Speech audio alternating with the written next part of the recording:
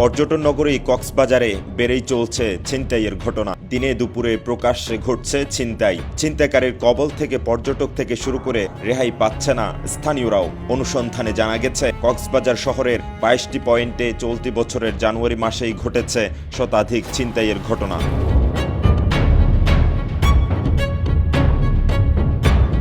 বাম হাত দিয়ে চেনটা ধরে বলছে, আপু আপনার চেনটা আমার অনেক পছন্দ হয়েছে। এইটুকু বলার সাথে সাথে সে কিন্তু বাইকে দৌড়ে উঠে চলে গেল। চোখের পলকে যাওয়ার সময় সে কিন্তু চেনটা এভাবে দেখাইও যাচ্ছে নড়াই। আশেপাশে অনেক লোকজন ছিল, সবাই থাকাই আছে। আমি স্তব্ধ হয়ে গেছি, কোত্থেকে কি ঘটে গেল, সাথে আমার মেয়ে ছিল। এই ছিনতাইটা একদম সাম্প্রতিককালে খুব বেশি বেড়ে গেছে। এটা আসলে একটা ব্যাধির মতো হয়ে গেছে এখন। প্রশাসন এখন অনেকটা নমনীয়। 5ই আগস্টের আগে পর্যন্ত আমরা প্রশাসনকে যেরকম দেখেছি, এখন কিন্তু প্রশাসন সেরকম নেই। রাত নামলেই কক্সবাজার শহরের অনেক এলাকায় জ্বলে না সড়ক বাতি, নষ্ট হয়ে পড়ে আছে বিভিন্ন এলাকার সিসিটিভি ক্যামেরা। এই সুযোগ কাজে লাগিয়ে অপরাধীরা এসব ছিনতাই করে বলে জানান স্থানীয়রা। পৌরসভার যে লাইটিং এর ব্যবস্থা সেটা এখন নাজুক অবস্থায় রয়েছে।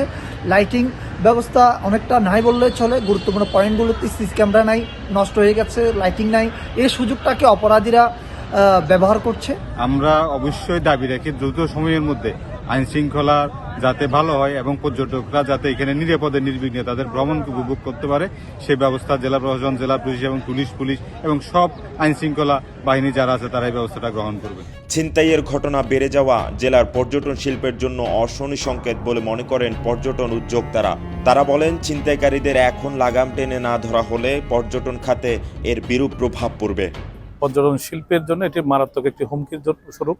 কারণ মানুষ পরিবার পরিজন নিয়ে নিরাপদে ঘোরার জন্য কক্সবাজারে আসে, কিন্তু সরকার পতনের পর থেকে কক্সবাজারে কোনো নির্দিষ্ট কারণে প্রশাসন নীরব। এই ধরনের যদি ছিনতাই এবং রাহাজানি খুনাখুনি বৃদ্ধি পায় তাহলে পর্যটন শিল্পের জন্য এটা অশনি সংকেত। গেল কয়েকদিনের অভিযানে অস্ত্রসহ 60 জনের বেশি ছিনতাইকারীকে গ্রেফতারের কথা জানিয়ে পুলিশ সুপার বলেন, নষ্ট সিসিটিভি ক্যামেরা ও সড়কবাতি সংস্কারের উদ্যোগ নেওয়া হয়েছে। ছিনতাইকারীদের বিরুদ্ধে অভিযান অব্যাহত থাকবে বলেও জানান তিনি। 5ই আগস্টের পরবর্তীতে সিসিটিভির যে অ্যাক্সেসটা আমরা হারিয়েছি এবং আমরা গত 2 মাস আগেই এই যথাযথ কর্তৃপক্ষকে আমরা এই সিসিটিভি ক্যামেরার একটা এস্টিমেট করে তাদেরকে দিয়েছি এবং কিছু জায়গায় লাইটের ক্ষতিগ্রস্ত হয়েছে এবং লাইটের বিষয়টাও আমরা বলেছি। তো এছাড়াও আমাদের ছিনতাইয়ের বিরুদ্ধে প্রতিনিয়ত অভিযান অব্যাহত আছে।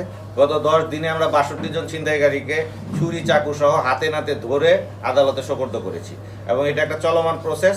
ছিনতাইকারী যেখানেই থাকুক এরা আইনের আওতায় আসবে। দিন দিন ছিনতাইয়ের ঘটনায় আতঙ্কে দিন কাটছে স্থানীয়দের। ছিনতাইকারীদের দ্রুত আইনের আওতায় আনার দাবি সচেতন মহলের। কক্সবাজার থেকে মিশু দাশগুপ্তের পাঠানো তথ্য ছবিতে ডেস্ক রিপোর্ট, কালের কণ্ঠ, চট্টগ্রাম।